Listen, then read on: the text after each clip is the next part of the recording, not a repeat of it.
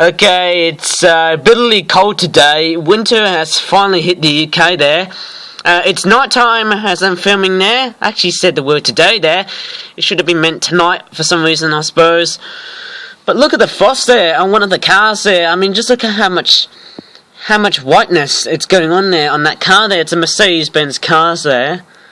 I would literally think that Mercedes-Benz car has got a lot of frost in it. And yes, there's been some very significant heavy and light snow, but there's also been some very severe cases of sleet as well, which to me doesn't feel that severe to me. And it has been very cold outside. It's been like -4 degrees Celsius as I'm making this video. So the chill that I'm basically making this video is nippy. I could tell what it is, blistering nippy. Now this is basically the opposite to the searing hot sun of Australia and New Zealand by the looks of it, because from wherever you are, you may feel the heat or you may feel the cold like us. So what I might do is I'm just going to close the window there, because I'm not going to probably, let's just say, open the window forever, because it's not summertime or another hot day, maybe a heat wave I call it. But we're going to take a look at something which is probably reminded me of a previous video. Do you remember I did the toy review which talked about the moorhen and the swan? Actually, juvenile swans. There were 12 of these, which look pretty amazing, and we also reviewed a moorhen, but this time we've got 2 of these products there, which involve water birds, and we're going to review them right down there. But unlike last fortnight's toy review, and if I can remember, that toy review which featured the swans and also the moorhen, this Power in Action Pikachu toy sadly died. And for what I can work out, I can't get it back to work again. And please go back and watch the video that talked about the Power in Action Pikachu, and I was doing stuff to probably, let's say, change batteries. The only problem I've noticed was that the electrical circuits, one of them, I've noticed that the wires were broken and not the water damage. I think that's what I'm playing for. I think that's the why I'm actually just sort of thinking I just want to buy another one, because of the problems inhibited in this toy.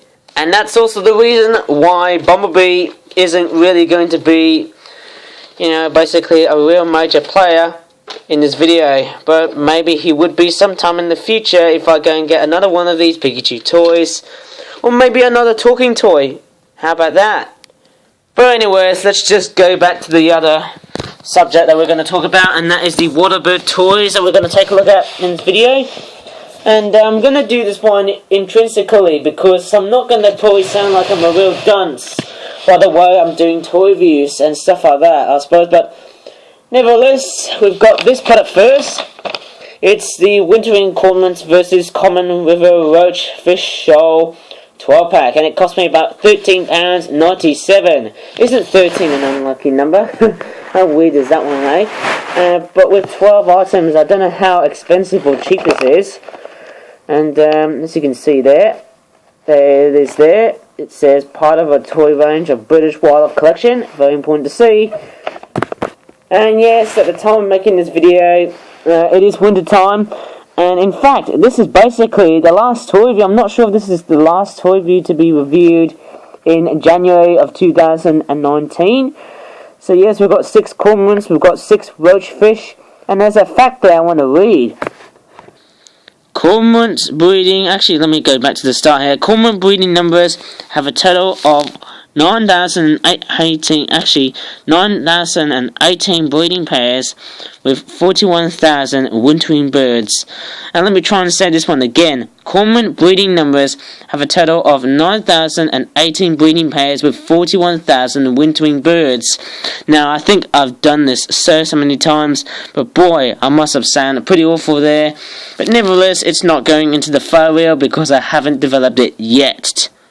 Alright, let me come in and do the unpacking there, and I've got to tell you what, these cormorants are very similar to the cormorants that you might have seen in another video, of course, and strangely enough, they've actually been attacked by super glue, and the roaches, oh my god, how are these guys caught up by super glue? Is it because just look at that. Oh no, just look at that, they've just fallen apart, and there's no way I'm just going to probably stick these back together. I mean, this is just probably one of the worst ways of just packing a toy like that. I mean, just look at the butt there of this cormorant, but you know, it sort of works. But I mean, I don't know why these fishies are just getting caught up by the super glue. That's just plain harsh, isn't it? And we're going to take out the other one here. They haven't been secured properly. I think that's the only gripe there, as I can feel like. Look at some of the textures being ripped off. I'm not sure if you can see that, but, well, you know. And these fishies, I don't know how good or bad the condition is, I suppose, but that's the way it is. And the cormorants, once again, they don't have the licensing info, as I saw in the previous video. And these cormorants, wow, they don't look too bad, eh? I suppose they don't look that bad, is what I initially thought of. And yes, they do look awesome indeed. But I think, yeah. Well, I've actually made a jump cut because I was actually sneezing. I don't know why, but I can tell you what, it is absolutely flipping freezing cold outside. And yes, inside I'm now getting one of these things where when I have a cold, it's very, very savage, isn't it? In fact, I actually play horribly during wintertime, and I'm actually just going to grab a tissue here. God. Well, welcome to Britain. Wintertime is the harshest season in the world. Not sure if I could sneeze through these toys there, but I'm telling you what, guys, they're all survived. And yes, I didn't really have the time to do some sneezing, and luckily enough, all the birds survived, which is a good thing. But the only problem is that these, I think next time I should never super glue these, because it just deteriorated some of the detailing that was on the tail of the cormorant there. And I'm very sorry for the very awful voicing by, it's not the throat, I think it's the flu I'm actually suffering at the moment. I've got a cold here, and everyone's got the common cold, which is just going to be around. I'm not sure if the common cold would literally last until March, maybe April. And I think as springtime approaches, I can tell you what, guys, I'm actually not going to get the pollen because, you know, I'm actually quite certain that I'm not allergic to pollen, but that's what I'm saying, I suppose. I don't actually have any allergies to pollen, and that's why I actually tend to feel like, I suppose it's just, you know, the way I actually feel like, perhaps. And I'm not sure if this is the roughest of all videos that I've actually been producing for quite a long time now. And there you go, that's this product there. And we're going to take a look at this product here, the Wintering Shoveler Ducks 12 pack, £15.97, which is only about £2 more expensive than the cormorant product I was looking at. And look at that, this is actually nicely packaged in a way, and look at that, there's actually a window there, so you can actually see on how the ducks were packed. Mind you, it just reminds me of a great big slaughterhouse. Or maybe it's not as great big, maybe it's just an envelope which has the purpose of becoming a slaughterhouse. 100% compatible with water, a British Wildlife Collection toy range product, and 12 shoveler ducks, 6 males and 6 females. So that's what the males look like. And this is what the females looks like. And yes, I'm going to come in and do the unpacking. And yes, the shoveler ducks, yep, they are ducks, but they're not geese. And yes, I can tell you what, one of the shoveler ducks is not a goose, because if it was a goose, it would literally just sound like a police informal, you know, from a 70s gangster film. That's what I've actually learned from ash hens. And let me tell you something, if these birds were geese, they would literally be like a dog whirring machine. Very interesting one, isn't it? Thanks to Ash Hands, who sort of got me interested. I think he did it on one of the Easter videos. I think it was the Easter 2013 special tap videos he did. And if you want to come ahead and go onto his channel, you can subscribe to his channel. And if you have some time for me, you can also subscribe to my channel to come in and take a look at what's going on here. And yes, that looks pretty awesome here. And what I'm doing now at the moment is I'm actually separating the shoveler ducks via the females and the males. So yes, I'm just making a different order on what I'm doing here. But that's what I'm seeing that I'm actually doing, I suppose. And I think that's all the females. And yes, I'm also going to make the males be a lot more upright. And one of the males is actually It's actually doing a sloppy pose there. It looks like it's bounced. Hang on, I don't know what's wrong with this. Maybe it's the model which just doesn't look that right though. I think it's the way it's been designed. I think there's a design flaw here which makes it just slop. And look at that, this male shoveler is also suffering the same problem as well. So I might have to probably make another design for these shoveler ducks. Maybe sometime in the future. But I'm not sure if I could make a toy review about these ducks, but you know, these are winter visitors in the UK. I rarely see them as a breeding bird. And I've actually saw them recently in Cannon Hill Park as a school trip though, which looks, you know, pretty amazing indeed. And we'll take a look at, you know, the males and the females. So we'll take a look at the male duck there.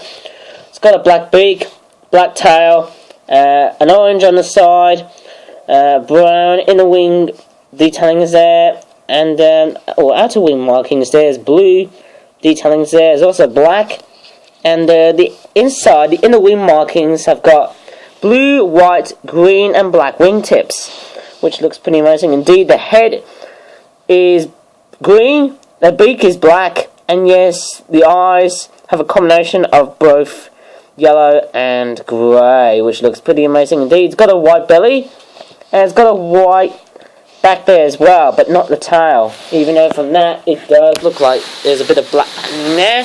Moving on to the females there, same goes with the mallard, but it's lacking the blue line there with the male, of course.